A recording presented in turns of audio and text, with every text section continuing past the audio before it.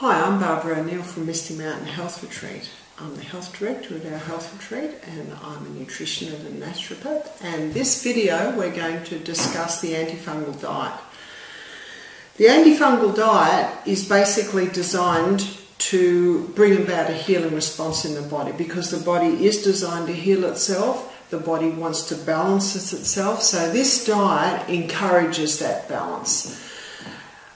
Because fungus is an opportunist organism, we've got to get the environment right because it loves to feed on waste, so very important to make sure the body's clean and running well. So lots of water to keep the body running properly, and also make sure the colon is running well. A lot of people think that going once a day to the toilet is adequate, but Dr. Kellogg said 3 intakes of food a day should equal 3 evacuations a day. Most people are shocked to hear that.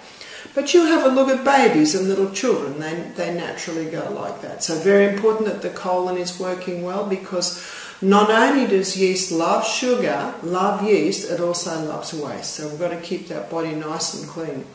And that's one of the reasons many people do come to our health retreat, so they can do that detox. So let's define the diet. Fruit.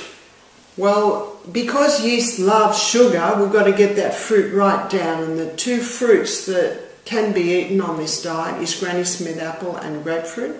Some people say, I don't like Granny Smith apple or grapefruit, so then I say, well, maybe you just eliminate fruit.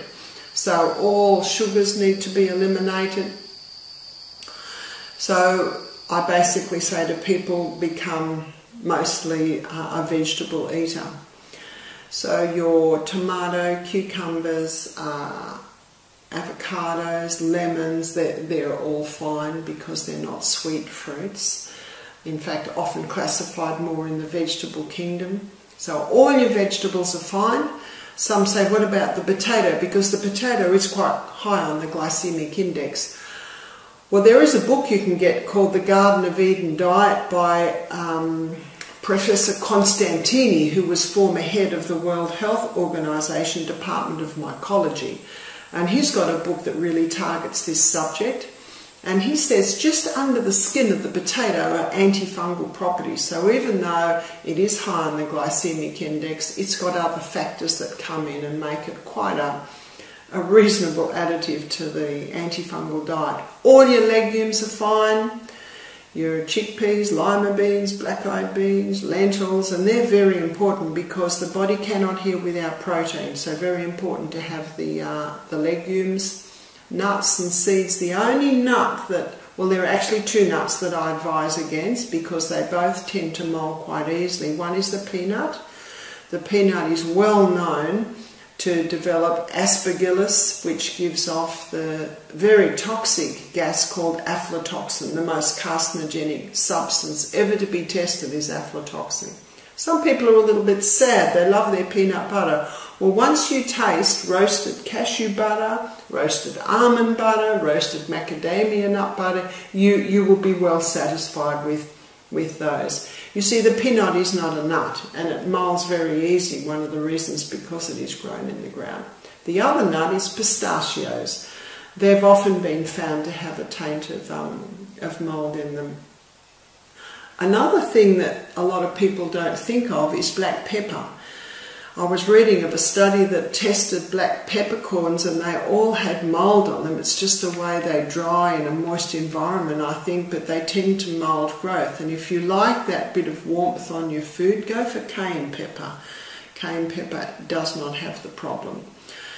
Your grains, I would advise that you cut right down on your wheat, even to the point of excluding wheat. You see, 76% of Australians live in the city, so Australia grows huge amounts of wheat, and it is in the storage that the problem arises. So huge silos storing this wheat. You get a cold frosty morning and a hot sunny day and you get moisture building up in those silos. So wheat is very prone to fungal infestation. So you're far better on your grains to go for your millet, your quinoa, your buckwheat, even go for your spelt sourdough bread.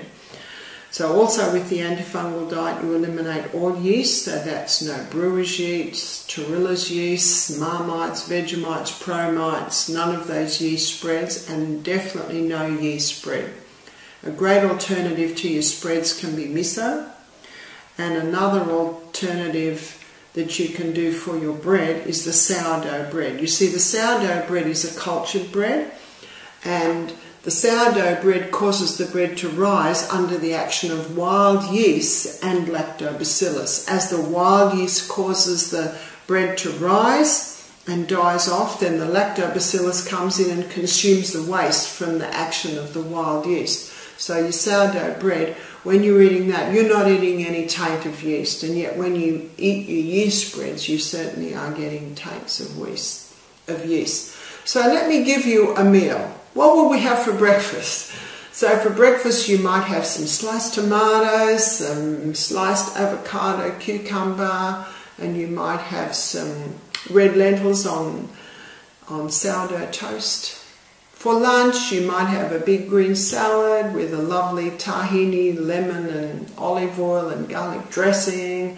You might have some baked vegetables, then you might have some lentil patties, or you might have a lima bean casserole, something like that. I advise a light evening meal. If you do have anything at night, you could have maybe some avocado and rice crackers, or a bowl of soup, or a salad, or some steamed veggies. I guess it depends on what lunch is. If you've eaten breakfast like a king, lunch like a queen, then tea can be quite light. So that's an illustration of the meals that you can have. And I advise have a handful of nuts after every meal. Very small handful, about 8 to 10 nuts is advisable. So this is how you can go a long way to conquer candida or yeast problems in your body.